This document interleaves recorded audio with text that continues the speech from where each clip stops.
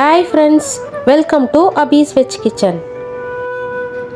இன்னைக்கு எல்லாருக்குமே ரொம்ப பிடிச்ச ரொம்ப க்ரீமியான பனீர் சாண்ட்விச் எப்படி பண்ணுறதுன்னு பார்க்கலாமா? ஃபஸ்ட்டு ப்ரெட்டுக்குள்ளே வைக்கிற ஸ்டஃபிங் ரெடி பண்ணிடலாம். ஃபஸ்ட்டு ஒரு 3 பழுத்த தக்காளியை இந்தமாரி மேலே லைட்டாக கீறி தண்ணியில் போட்டு வேக வச்சு எடுத்துக்கோங்க.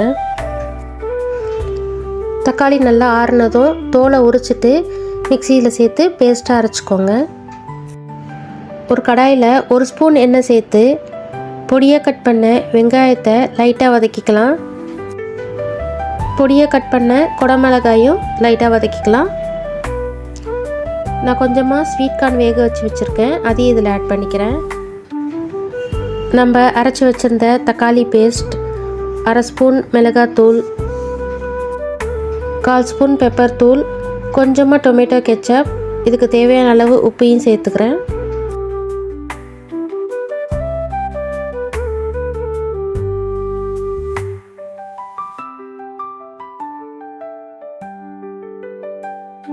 நல்லா க்ரீமியாக வர்றதுக்கு ஒரு 2 ஸ்பூன் கப் சீஸ் சேர்த்துக்கிறேன்.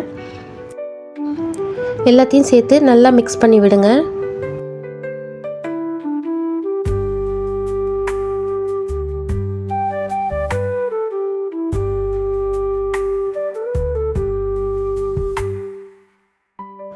ஃபைனலாக குட்டி குட்டி பீசஸாக பன்னீரை கட் பண்ணி வச்சுருக்கேன், அதையும் இதில் ஆட் பண்ணி நல்லா மிக்ஸ் பண்ணிங்கன்னா உள்ளே வைக்கிற ஸ்டஃபிங் ரெடி ஆகிடும்.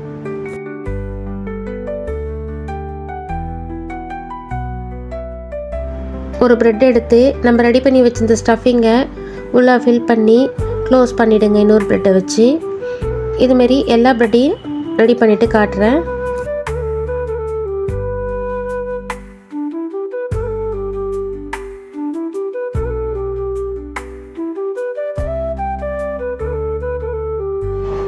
ஒரு தோசை தவாவில் கொஞ்சமாக பட்டர் சேர்த்து நம்ம ரெடி பண்ணி வச்சுருந்த ப்ரெட் ஸ்லைசஸை வச்சு நல்லா 2 பக்கமும் நல்லா ப்ரெஸ் பண்ணி விட்டு வேக வச்சு எடுத்துக்கோங்க. இப்போது பன்னீர் சாண்ட்விச் ரெடி. கண்டிப்பாக ட்ரை பண்ணி பாருங்கள், உங்கள் வீட்டு குட்டீஸ்க்கெலாம் ரொம்ப பிடிக்கும். இந்தமாரி குக்கிங் வீடியோஸ்க்கு என்னோடய சேனலை சப்ஸ்கிரைப் பண்ணிக்கோங்க. தேங்க்ஸ் ஃபார் வாட்சிங்.